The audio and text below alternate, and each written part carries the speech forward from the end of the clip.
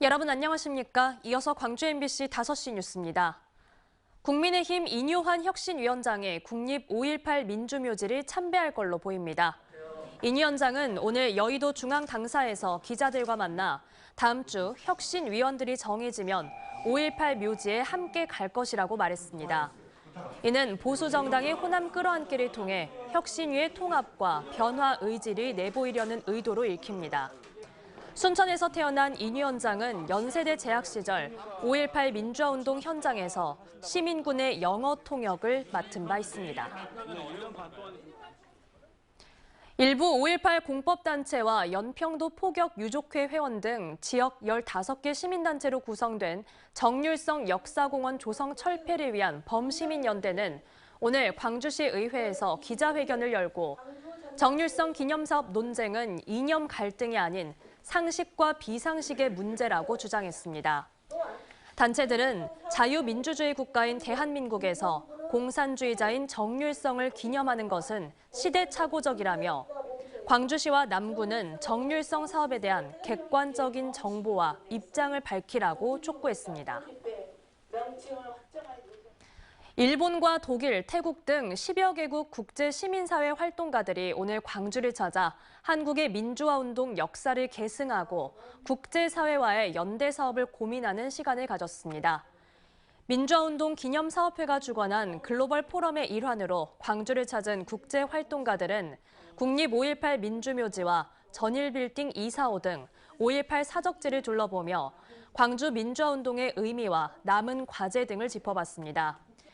특히 이 자리에는 1980년 당시 한국 유신 정권의 실체를 알리는 역할을 했던 일본의 진보적 월간지 세카이의 전 편집장 오카모토 아스시를 비롯해 국제사회 민주화 활동에 주력하고 있는 인물들이 참석해 눈길을 끌었습니다. 광주시 교육청이 독일 라이프치히 교육청과 국제교육교류 협력을 강화해 가기로 했습니다.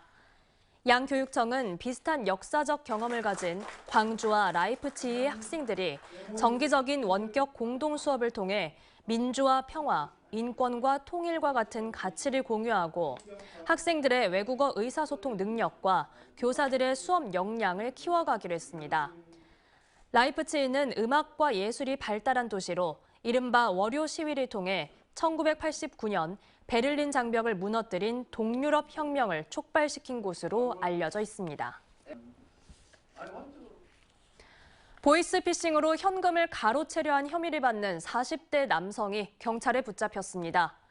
영광경찰서는 지난 23일 오후 3시 30분쯤 영광군 영광읍의 한 거리에서 보이스피싱을 통해 유인한 범행 대상자에게 현금 1,200만 원을 가로채려 한 혐의로 42살 남성에 대해 구속영장을 신청했다고 밝혔습니다.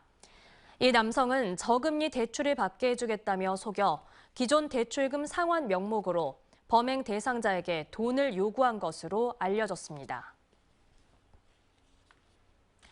최근 6년간 여수 국가산업단지에서 발생한 중대사고 건수가 울산에 이어 전국에서 두 번째로 많은 것으로 나타났습니다.